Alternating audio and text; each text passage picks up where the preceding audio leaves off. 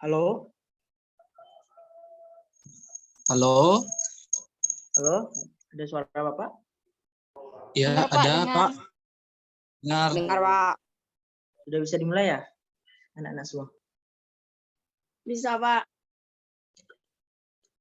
Tentu saja ya, karena Bapak lagi mau ke Kemenang, ada kegiatan juga di sana. Jadi Bapak tidak bisa lama-lama.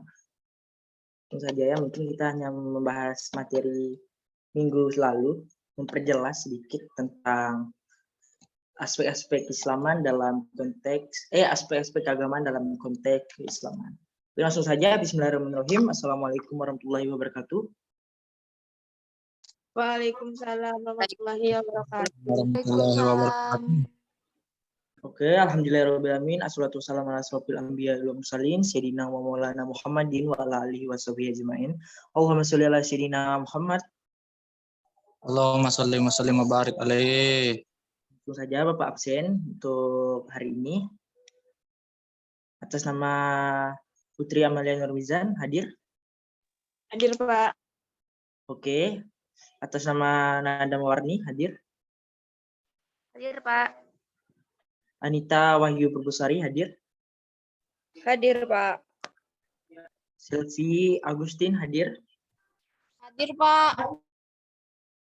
Yang terakhir ketua kelas kita yaitu Rizky Pratama Putra hadir. Hadir Pak. Oke. Hadir semua ya ketua kelas ya? Siap Pak, hadir Pak, hadir semua.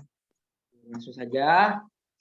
Hari ini kita akan membahas atau menebalkan pengetahuan kita atau pengingatan kita kepada materi minggu lalu, yaitu materi yang waktu kita orientasi kemarin.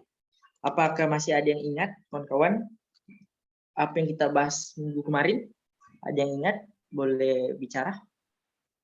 Ingat Pak tentang agama, rukun Islam dan rukun iman.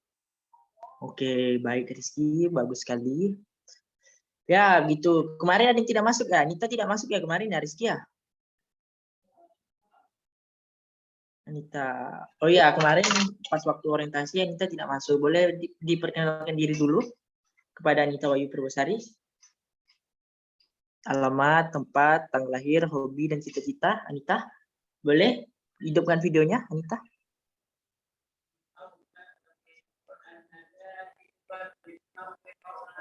Baiklah. Bismillahirrahmanirrahim. Assalamualaikum warahmatullahi wabarakatuh. Waalaikumsalam warahmatullahi wabarakatuh.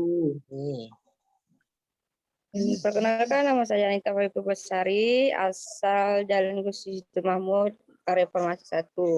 Saya sekolah dari MAN 3 Pontianak. Oh ya, berarti Anita ini dari MAN 3 pindah ke MAN 2 ya, Kak Anita ya? Iya, Pak. Oh, mantap. Kenapa pindah, Nak? Karena pindah rumah, Pak. Oh, pindah rumah. Ini orang tua ya, Nak ya? Iya, Pak, ikut orang tua.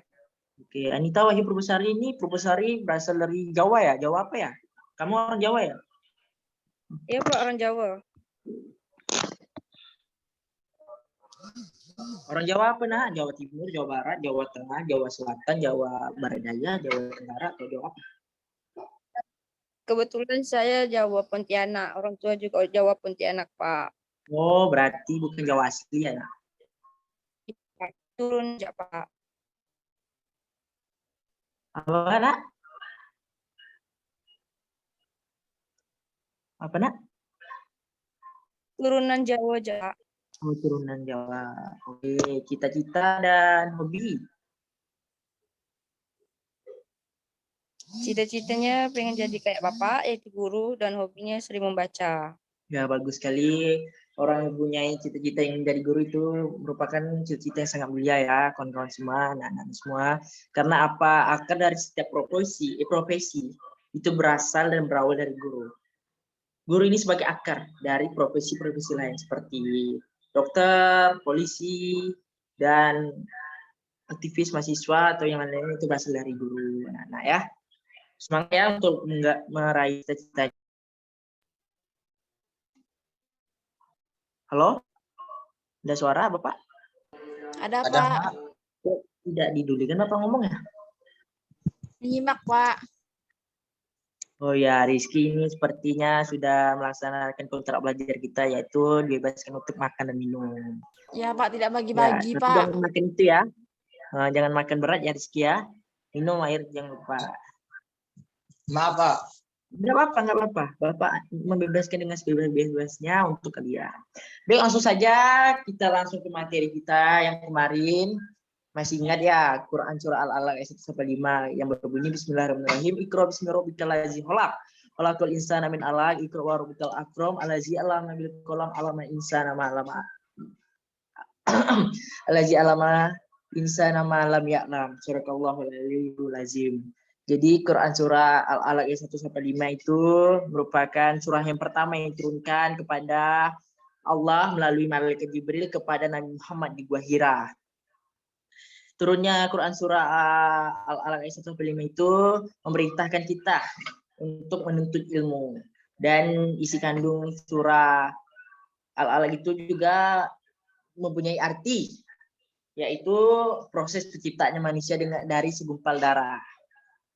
Nama Al-Alaq sendiri berasal dari ayat yang kedua, yaitu khalaqal insana min 'alaq. Aku ciptakan manusia itu dari segumpal darah. Jadi pengertian, jadi bisa kita simpulkan kalau pengertian Al-Alaq itu adalah segumpal darah. Nah, jadi pas ayat pertama ikro, kata malaikat Jibril kepada Muhammad, yaitu disuruh membaca, kawan-kawan semua. Bisa disimpulkan bahwasanya kita disuruh untuk menuntut ilmu terlebih dahulu, seperti hadis Utlubu ilma minal mahdi ilal lahdi, yang artinya tuntutlah ilmu dari kamu buayan, yaitu dari kamu lahir hingga kamu mati, yaitu hingga kamu ke liang lahat. Bayangkan kawan, itu kewajiban kita untuk menuntut ilmu. Jadi jangan sepelekan. Banyak orang beribadah banyak tapi tidak tahu ilmunya. Semisalnya dia taat ibadah, dia sholat terus. Dia sholat zuhur. Sholatnya 10 rakaat. Karena dia tidak mempunyai ilmu. Yang seharusnya ilmu sholat zuhur itu hanya 4 rakaat. Dikerjakannya 10 rakaat. Waduh, itu kan tidak mendapatkan apa-apa. Sia-sia saja. Al-Alaq turun di kota Mekah. Disebut juga dengan surah Makiyah. Yaitu surah yang turunkan di kota Mekah. Nah, sedangkan surah Madaniyah yaitu surah yang diturunkan di kota Madinah. Juga perintah juga dari hadis riwayat Ibnu Majah, yaitu berbunyi Bismillahirrahmanirrahim. Thalabul ilmi faridatu ala kulli muslim, kewajiban menuntut ilmu bagi seluruh umat muslim. Jadi kawan-kawan semua, anak-anak semua, bacalah buku, tuntutlah ilmu dengan setinggi-tingginya. Jangan sepelekan ilmu kawan. Beribadah tanpa ilmu percuma. Jadi kesimpulannya antara ibadah dan ilmu harus beriringan, sejalan, balance. Kata bahasa Punggur tuh, balance. Sampai sini paham? Paham, Pak. Satu orang saja ini, yang lain paham? Paham, Pak. Paham, Pak. Oke, yang kedua. Minggu kemarin kita membahas tentang rukun Islam dan rukun iman, perbedaannya. Waktu kemarin ada murid, saya tanya, apa perbedaan rukun Islam dan rukun iman? Dia jawab, rukun Islam 5, rukun iman 6. Itu betul, tidak salah. Rukun Islam 5 dan rukun iman 6. Betul sekali. Tapi perbedaan yang lain adalah rukun Islam itu merupakan kewajiban dan perintah umat untuk melaksanakan peribadatan atau kewajibannya. Sedangkan rukun iman adalah kepercayaan yang wajib diyakini oleh semua umat muslim. Rukun iman ada 5, yaitu syahadat. Yang pertama, orang muslim belum membaca syahadat, belum bisa dikatakan dia itu orang muslim. Bisa membaca kayak saya, kalimat syahadat, tolong satu orang, nada mawarni kayak sakit ya. Ya, Pak. Oke, Syahadat ya, bisa Pak. baca nama syahadat. Bismillahirrahmanirrahim. Asyhadu an la ilaha illallah wa asyhadu anna Muhammadar Rasulullah. Yang artinya aku bersaksi bahwa tiada Tuhan selain Allah dan aku bersaksi pula Muhammad Shallallahu Alaihi Wasallam adalah utusan Allah. Ketika kita sudah membaca itu resmilah kita sebagai orang Muslim. Yang kedua adalah sholat. Perintah sholat itu Quran surah Al-Baqarah ayat 43 yang berbunyi. Yang berbunyi apa? Ada yang tahu?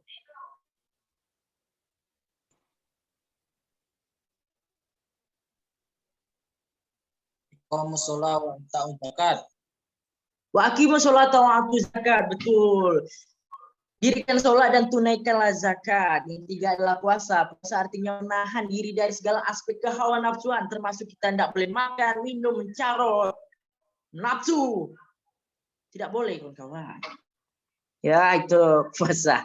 Kenapa, Baris kenapa? Saya tidak emosi, Pak.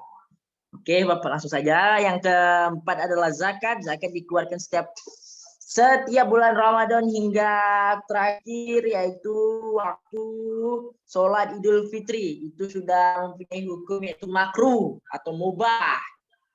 Ya, kita mengeluarkan zakat dengan sebesar 2,5 atau senilai dengan 3,5 liter per beras. Zakat. Yang kelima adalah haji bagi yang mampu. Oke, langsung saja kita bahas tentang rukun iman. Iman yang pertama adalah iman kepada Allah Subhanahu wa taala. Tiada Allah, tiada kita. Tiada Allah, tiada semua yang ada di muka bumi ini. Sang Holy kita itu Allah Subhanahu wa taala. Kita wajib sekali untuk meyakini Allah Subhanahu wa taala. Yang kedua, kawan-kawan kita semua, iman kepada apa, Ki? Ya, Iman Pak. kepada apa? Siapa? Iman yang kedua. Iman kepada malaikat, Pak. Ya, iman kepada malaikat Allah. Malaikat Allah yang kita wajib ketahui ada 10 dari Jibril hingga malaikat Ridwan. Malaikat Jibril bertugas untuk menyampaikan wahyu. Malaikat Mikail bertugas untuk memberikan rezeki di muka bumi ini, termasuk rezeki yang setiap hari kita dapat, yaitu rezeki apa? Rezeki bernapas. Kita syukuri itu. Yang tiga, Israfil. Bertugas untuk apa, kawan-kawan?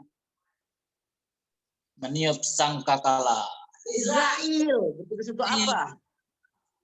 Itu cabut nyawa. Mencabut nyawa satu ketika Nabi Muhammad SAW menjelang hari wafatnya, ia berdoa kepada Allah Subhanahu wa taala. Dia katakan, wahai Tuhanku, rasa sakit ini dicabut nyawa sangat sakit, maka apa? Ada yang tahu?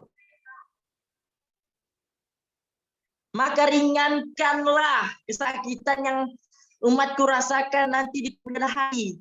Berikan imbalannya kepadaku pada waktu saat itu. Bayangkan Nabi Muhammad sangat peduli kepada kita. Kawan-kawan. Selanjutnya, malaikat selanjutnya yaitu Munkar dan Nakir. Yaitu menanyai kita perbuatan baik dan buruk ketika dikubur. Yang selanjutnya Raqib Atid mencatat perbuatan baik dan buruk. Yang terakhir adalah malaikat Malik dan Ridwan, yaitu penjaga pintu neraka dan surga. Selanjutnya iman kepada apa? Kitab-kitab Allah ada 4, yaitu Zabur, Taurat, Injil, dan Al-Quran. Zabur diturunkan kepada Nabi Daud, kepada bangsa yaitu Bani Israel. Ya. Kitab yang kedua adalah kitab Taurat yang turun kepada Nabi Musa, kepada Bani Israel juga. Yang ketiga adalah kitab Injil yang turunkan kepada Nabi Isa untuk kaum Nasrani. Dan yang terakhir Al-Quran, yaitu kepada junjungan kita, yaitu Nabi Muhammad SAW. Allahumma salli wa sallim wa barik alaihi. Kepada umat muslim. Yang iman selanjutnya adalah iman kepada Nabi dan Rasul. Yang keenam adalah, yang kelima maksudnya iman kepada hari kiamat. Dan yang terakhir adalah iman kepada qada dan qadar. Sampai sini ada yang ingin ditanyakan buat anak-anak Bapak yang kelas 9A? Izin bertanya, Pak. Siap, silahkan. Apakah boleh kita sebagai umat Muslim ingin belajar kitab Taurat, Pak? Oke, izin. Oh, untuk mengetahui, kita wajib untuk mengetahui. Itulah adanya iman kepada kitab-kitab Allah. Wajib kita ketahui. Akan tetapi untuk meyakini sebagai umat Muslim, jangan kawan-kawan. Kita sudah ada panutan, yaitu kitab Al-Quran. Al-Quran ini adalah kitab-kitab penyempurna dari kitab-kitab yang lainnya. Maka diturunkan Al-Quran setelah kitab-kitab yang dahulu. Nah, dari itu kita wajib meyakini, mengamalkan, dan membaca setiap hari kitab Al-Quran kita. Sampai sini paham? Apakah ada yang ingin ditanyakan lagi? Tidak, Pak. Oke, kalau tidak, terima kasih kepada anak-anak yang sudah mau partisipasi dan masuk ke dalam pembelajaran kita hari ini. Sekian dari saya. Wabillahi taufiq wal hidayah wal inayah. Assalamualaikum warahmatullahi wabarakatuh. Waalaikumsalam. Waalaikumsalam warahmatullahi wabarakatuh. Terima kasih Bapak.